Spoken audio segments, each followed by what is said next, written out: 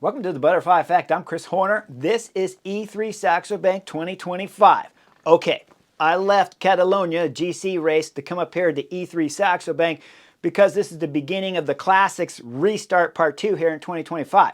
Now, I originally planned to cover E3 Saxo Bank because Tadej Pogacar was going to show up here, Mathieu van der Poel, Wout van Aert, and we were going to see a battle royale against a GC guy like Tadej Pogacar, #1 ranked rider in the world, and Mathieu van der Poel, who I got #6 in the world, and Wout van Aert, who I have over Mathieu van der Poel, #5. But I told you guys before E3 Saxo Bank when we were watching Milan-San Remo and you were listening to the Butterfly Effect, I said Wout van Aert's still #5 and Mathieu van der Poel's #6. But we got to get back up to the Classics to see if that Milan-San Remo form can bring Mathieu van der Poel wins over Wout van Aert when we're starting E3 Saxo Bank, Tour of Flanders in 9 days, and of course Paris-Roubaix the weekend after that. So let's get into the action because there is no Tadej Pogacar, but there is still #5 Wout, #6 Mathieu van der Poel. Keep that in mind. Now, when the cameras come on, if I show you the course profile, we're talking about 208 kilometers, about 130 miles in distance. We'll call it 17 climbs, 11, 12 cobblestone sections. This is a mini classic up here, a semi-classic. It is a fantastic race, there's no doubt about it. And it's going to be an exciting race, and it's going to be filled with more knuckleheads than you could possibly count. Because just about everyone in here is a knucklehead, except for a couple. Now, when the cameras come on, we're talking about 150 kilometers to go. And there's 3 riders up the front. Don't pay attention to them. Let's go back and look at the 50 riders that are chasing the 3 that have a 2-minute gap on the peloton behind, being led by Albacin de Koenig back there. Israel Premier Tech, they're knuckleheads. They're pulling with Albacin de Koenig. And Bora Hansgrohe's back there. They're knuckleheads too, pulling with Albacin de Koenig. Why would you pull with Albacin de Koenig that has Mathieu van der Poel, who just got done lighting up Milan-San Remo, staying on the wheel of Tadej Pogacar, and then winning Milan-San Remo in amazing form after he dominated Tadej Pogacar and Filippo Ganna, who was in the race too, as Team Ineos. Now, let's go up and look at that group of 50. Let's see what's happening in this group of 50 as we see FDJ's on the front. They're on the front because they got 5 riders in this front group of 50 riders, and one of them is Stefan Kuhn. So they're riding the front like crazy. Are they getting any help? No. How many teams are in here with multiple numbers? 50 riders are in this group. I counted at least 10, and some riders like FDJ have 5. Most riders have 3 or 4 riders in here, and VISMA Lease Bike have 3 riders in here, and Jorgensen's one of them. They had rated him up at the Belgian betting games. They rated him as a 3-star favorite, which is the same amount of stars that Mathieu van der Poel has, because they don't do 5 stars or 10-star favorites. They do 3-star favorites. So it's Mathieu van der Poel, we're being told, is a 3-star favorite. Jorgensen's on the same page as Mathieu van der Poel, and then Wout van Aert's not even a 3 stars. So Jorgensen's got 2 teammates in this group. Are they riding the front? They're not even riding the front. Guys, it's FDJ riding the front. Q36.5 will start riding the front. VISMA Lease Bike will finally start riding the front 15 kilometers after the cameras came on. But the cameras came on at about 150K, so you can assume that VISMA Lease Bike, when this break started after the crash that happened 30 kilometers into the race, I'll take an educated guess here to call it 180 kilometers when this split happened, and now it's 140 kilometers when VISMA Lease Bike finally start riding guys on the front. Okay, all right, they start riding late because they're knuckleheads. Every team in here not pulling is knuckleheads, and guess what? Ineos is a knucklehead too. Any team in here with multiple numbers, UAE Team Emirates have 3 numbers in there. Lidl Trek have 3 riders in there. You guys are all knuckleheads. You're not pulling. The only guys that aren't knuckleheads is, of course, FDJ with Stefan Kuhn that had the intelligence to put his teammates on the front and start drilling it like crazy. Now, if they're trying to be gentlemen about it, if they really did get away from the crash and they're trying to be gentlemen, they don't want to split the race all up because of the crash, I can't tell you what happened. So if you're trying to be a gentleman, it's a nice way to do it. Otherwise, you're all knuckleheads. And VISMA Lease Bike right now is riding the front, so they're knuckleheads for sure. Okay, back at the peloton, they start pulling like crazy. They bring everything back on the Canary-Berg, and then we see attack from Jorgensen, VISMA Lease Bike. Jorgensen, you're a knucklehead. You're even a bigger knucklehead than I thought when you put your team on 15 kilometers after the camera started. Now you're attacking this group after Mathieu van der Poel has just latched onto the back with his teammates pulling back there. Now you think it's a good time to attack? You're such a knucklehead. Okay, he gets brought back right away. The next attack's coming from Ineos. Ineos are throwing in a big attack. This guy's a knucklehead for sure because they had 3 guys in that group of 50 and they weren't riding the front. But now they want to start riding the front now that Mathieu van der Poel's back in the picture. Ineos, VISMA Lease Bike, complete knuckleheads.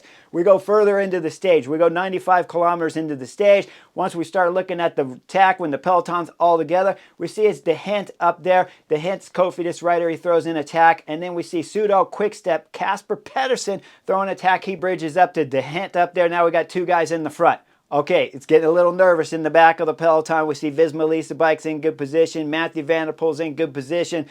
Filippo Ganna and Ineos are all in good position as it's getting nervous again. It's getting a little bit technical. They're coming through some narrow turns and stuff. Now we start coming into the Côte de Coeur, and on this climb, all of a sudden we're going to see Ineos and Lidl Trek at the front of the climb. They're both going to back the throttle off and do that little slow roll up the climb, and then they're going to start attacking once they get near the top of the climb. Excuse me, not attacking. They're going to start pulling Mathieu van der Poel. Let's go back to when they slowed it all down. What's the tactic here? I have no idea what they're trying to gain from this tactic. As the peloton pushes together and becomes really wide on the road, they're going up to Côte de Coeur. You could hope that maybe some guys get bunched up and there's a crash and a bottleneck or something happens in the back. But if that doesn't happen, this is a ridiculous tactic. As we see Ben Turner throw on the gas at the moment, he's going to start the accordion effect. What happens is everyone's pushed together. Once he starts accelerating, the guys at the back of the peloton, they got a pretty easy ride because it's going to take 10-15 seconds before they have to start going hard. So the guys at the front named Ben Turner and Team Ineos with Filippo Ganna up there, Lidl Trek's in the picture, Mathieu van der Poel's up there, Visma Lease Bike's up there with Jorgensen and Wout van Aert a little far back, a little bit out of place, but we'll call him around 20th, 25th position. And up front, Ben Turner's going like crazy. As Ben Turner's going like crazy, remember, if you'd done it from the bottom of the climb, it would have already split going up the climb. Now it's all strung out, single file, going through the neighborhood like crazy, and they're starting to come up to the next climb. As we come through the left turn, though, it's a really narrow left, hard left, and we see Mathieu van der Poel come out to the right side. He's going to have to get out on the gravel, use his cyclocross skills, and then drop back in line, but he's at the front of the peloton. Now we're coming up to the next climb. It's the Tenerife with 81 kilometers to go. We see Ben Turner blow up. He pulls off to the left. Ineos are on the front. Filippo Ganna sitting second. And then I'll call it Alex Kirsch from Lidl Trek goes to the front and starts blowing things up. We're looking Mads Pedersen after Kirsch does a little bit of work to string out the group the way they should have did it with Team Ineos on the last climb. Now we see Alex Kirsch doing it, and then Mads Pedersen throws in attack going up the cobblestones with Mathieu van der Poel locked on his wheel. Milan San Remo winner and last year's E3 Saxo Bank winner from Albacete de Koenig. Mathieu van der Poel's locked on solid. Filippo Ganna starts fading a little bit. The gap starts opening. The peloton's blowing up behind him. As they go over the top of the Tenerife here, we're going to see that it's Mads Pedersen on the front. Mathieu van der Poel, those 2 guys are going ape. Filippo Ganna struggling. He's gapped off the back. Just another remembrance of Milan San Remo, where he's trying to get back up to Tadej Pogacar. Mathieu van der Poel on the Cipressa. Well, he's living this all over again, but it's Mads Pedersen and Mathieu van der Poel this time. As he struggles to close it, we look further back. Who's back there chasing? UAE team members. That's Tim Wellens. Tim Wellens is splitting what's left of the peloton up to pieces, but the American Matteo Jorgensen's holding on to try to get about 6 riders in this group back here starting to form together. We go back up front. We see that Filippo Ganna has bridged the gap up to the 2 riders in front. Now they got 3 chasing the 2 original riders in the break up there. They'll bridge up to those guys real fast. I mean smoking fast with the speeds of Mads Pedersen and Mathieu van der Poel. Now we got 5 guys in the front. All right, Mads Pedersen's working. Filippo Ganna's doing pulls. Mathieu van der Poel. Now, what's happening in the back? Okay, we see there's a big group coming, and Wout van Aert's on the front of it. Guys, Wout van Aert is following attacks and covering attacks and pulling the front of the peloton, while Matteo Jorgensen is up front in a group that has Stuyven sitting on, Josh Tarling is sitting on, Tim Wellens is doing pulls, Stefan Kuhn is doing pulls, and Matteo Trentin is doing pulls. So you got 6 riders, 4 are working and 2 are sitting on because they got teammates up the road. And Wout van Aert's back there pulling. At this moment, while I'm watching it live, I'm texting my home skillets, DEE, and as I'm texting him, I'm saying, that's it. Mathieu van der Poel is officially number 5 right now, just because tactically he's not a knucklehead, and Wout van Aert, along with Visma Lease Bike, are complete knuckleheads. What are you going to do up here if you're Matteo Jorgensen and you can't close the gap immediately? If you can close the gap up to the 5 riders in front immediately, then that's the thing you got to do. But once you realize you can't, you have to shut it down. You have to go back to that peloton back there that has multiple VISMA Lista bike riders in there, and you put T. Spanoot on the front, Affini on the front. Wout van Aert either has to become the team leader or he has to become the super domestique, and then you save Jorgensen, or you reverse the two and have Jorgensen work and Wout van Aert sit on. Instead, they are all chasing each other. So at this moment, E3 Saxo Bank, congratulations, Mathieu van der Poel. You're number 5 on the first page list right now. Wout van Aert just got bumped to number 6 for being a knucklehead. Okay, as the group of 5 up there is throwing down, like I said, 3 guys are working together. Time gap's going up to a minute. We see the riders back there with Jorgensen as he's pulling like crazy. Then we go further back and we see it's T. Spanoot throwing in attacks. Where's T. Spanoot? The gap's at 1 minute and 40 seconds right now. You're throwing in attacks. Where are you going to go, man? This is just ridiculous knuckleheadism from everybody in the peloton, not part of Albacin Kunik. And you're like, Chris, what about Mads Pedersen? He's going good. Filippo Ganna's going good. No, they're not. They're knuckleheads too. Remember, they had teammates in that original group of 50. And remember, right now, Mads Pedersen has Stuyvens in the second group, and he's pulling big time with Mathieu van der Poel. And Filippo Ganna has Josh Tarling in the second group. So they can have 2 guys in this group, and we can call it 10 or 11, 12 riders at this moment if they'd back off, but they won't. Now, would I want to back off? I wouldn't want to back off because Mathieu van der Poel's in the group. So have him do most of the work and then just pedal enough to keep him happy, but save your legs if you're Mads Pedersen and Filippo Ganna. Do not get carried away. Keep that Jorgensen group as close behind you as possibly can so Mathieu van der Poel keeps doing big pulls back there, and try not to give Mathieu van der Poel the hint that you're soft pedaling. But do less than Mathieu van der Poel because he's going to light you up. Now, we start getting into the next crucial section here of E3 Saxo Bank. It's 43 kilometers to go. It's to Paddisburg.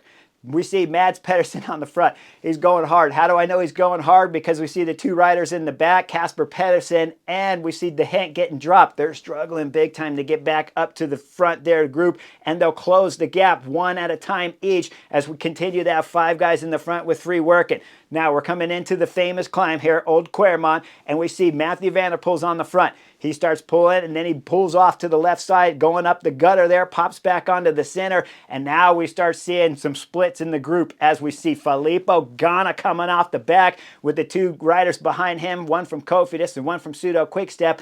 But we got Mads Pedersen holding on to Mathieu van der Poel, who's sitting down, grinding the pedals, flying up the cobblestones. It's become wet and slippery now. Then we see Mads Pedersen blow, and we see Mathieu van der Poel get a gap on the Lidl Trek rider. He's going solo right now while Mads Pedersen's chasing for dear life. They go over the top. We'll call it about a 20-second gap, extending out to 27-second gap on Mads Pedersen. Behind, you see Filippo Ganna after the Old Quermont. He's dropping on the pavement now, and he's got the hint just behind him, but the hint can't quite close the gap, so Filippo Ganna solo, Mads Pedersen solo. What would you do at this moment if you can't close the gap to Mathieu van der Poel and your name's Mads Pedersen and you're not a knucklehead? You'd sit up and go back for Filippo Ganna, the ex-road time trial champion, and you 2 guys work together to try to bring back Mathieu van der Poel. But Mathieu van der Poel backs off a little bit to recover from his massive effort over the Old Quermont, and we see the time start to drop back down to about 15 seconds to Mads Pedersen. So you know Mads Pedersen's getting interested. He thinks there's some belief. There's no belief. I'm texting my home skillets again saying this race is over, guys. It's going to take a crash or an accident for Mathieu van der Poel to be able to lose today's E3 Saxo Bank. Well, we get into the next climb, and we see Mathieu van der Poel extends the time out there to Mads Pedersen as he starts dropping. Filippo Ganna starts dropping too. As both those 2 riders are losing time, Mathieu van der Poel's flying up the road. We're coming into about 25 kilometers to go, and Mathieu van der Poel's back wheel slips a little bit. You see him as he's coming through the corner here. His back wheel slips. His foot comes out of the pedal. He saves the bike, puts his foot back in, and starts driving on the pedals. That's not the end of it, though, even though Mathieu van der Poel just went straight back into work mode right here at E3 Saxo Bank while he's going solo. He goes into another corner on the cobblestones, has to shoot it wide out to the left side, coming through and off the cobblestones onto the trail, back onto the cobblestones, and straight back to work. This guy's a cyclocross multi-time world champion, so he knows how to handle his bike, so he's straight back into work mode. If I back the film up a little bit as they were going over the Paddisburg and Old Quaremont, Jorgensen was throwing down big-time efforts, and I'm sitting on the Chesterfield like, oh no, you don't want to do this. You don't want to drop the guys who are actually working in your group, but Jorgensen's not listening to me, so he threw down big time. Now they're catching the two riders that were just in front of them, but they still got first, second, and third in front of those guys, and they're talking 2 minutes back on the chance of trying to win here at E3 Saxo Bank. With that group turning into 6 as they catch Pedersen and they catch the hint. Now we see Mathieu van der Poel coming under 5 kilometers to go. As you know, he's going to win today's E3 Saxo Bank. We look back, we see over a minute time back there, the Mads Pedersen at 5K. Then you go back to about 1:45 back there where we see that is Filippo Ganna still solo hurting big time as he's dug deep. He started losing time to the group behind, but now he's finding some extra motivation with 5 kilometers to go. Come into 1K to go, Mathieu van der Poel is going to start celebrating at 500 meters to go with the thumbs up. As he comes up to the finish line, he sits up, stretches his legs all the way up over his seat, and throws the arms up in the air with a big-time fist bump with a roar leaping out as he wins back-to-back E3 Saxo Banks in 2025. So, fantastic ride from Mathieu van der Poel and his whole Albacete de Koenig team.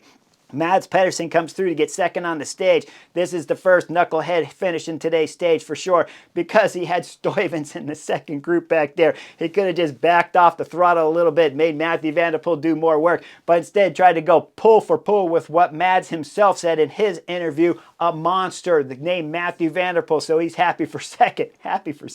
You had Stuyvens in the back group back there. Just bring it back, bring it together and play multiple numbers. Under 20 kilometers to go. Could have been a whole different game, or put Stuyvens on the front, drive it all the way into 1K and be the best sprinter in this group because you are the only sprinter up here. Instead, you're happy for second. Oh my goodness. Now, third on the stage, Filippo Ganna round out the podium, and he's a knucklehead too because he had Josh Tarling back there.